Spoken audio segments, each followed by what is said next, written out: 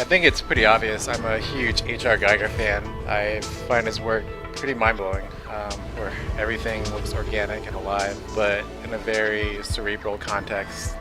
Working on numerous projects with this company called Nathan Love, who are known for their zany commercials. I was pretty enchanted by their hallmark of this quirky ridiculousness that everyone knows them for. I feel this might have rubbed off on me, and is evident in some cases of the game.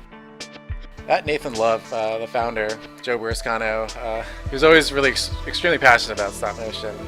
Everything the company produced was always pushed to have a handcrafted feel, as though it were made from scratch, no matter how detailed or simple it was.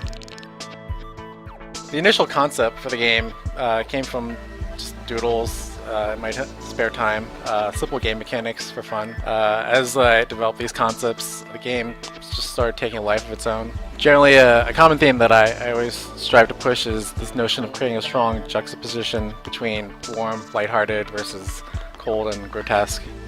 In general, most of the influences just come from being an avid gamer since the 80s, or as long as I can remember. The Guardian Legend, Mega Man, Earthworm Jim, Earthbound, some of the games that have impacted me personally the most.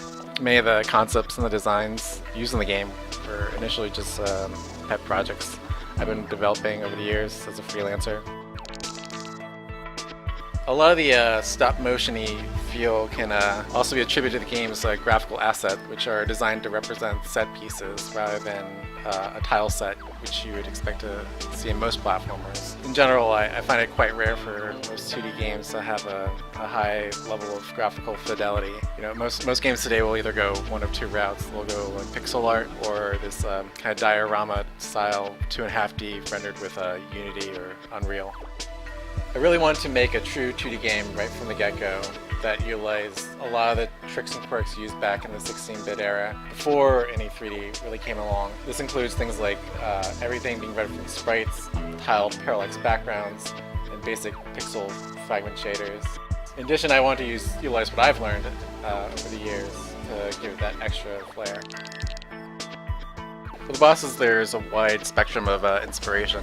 I guess a commonality between most of the bosses are their gritted teeth. Several years ago, while I was living in New York, I would often take trips out to this place called 5 Points out in Queens. They're pretty known for their murals. And there was one particular mural that struck me the most. It was basically this heart with the most egregious, striking grin I'd ever seen.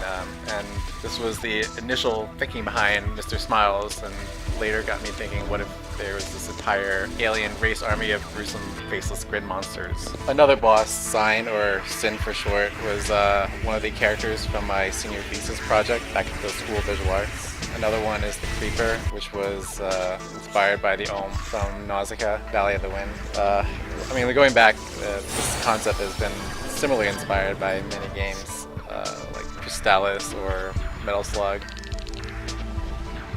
I've been a huge fan of Mega Drive for years now. In fact, just 80s synthwave in general. During production, I swapped in many varieties of music.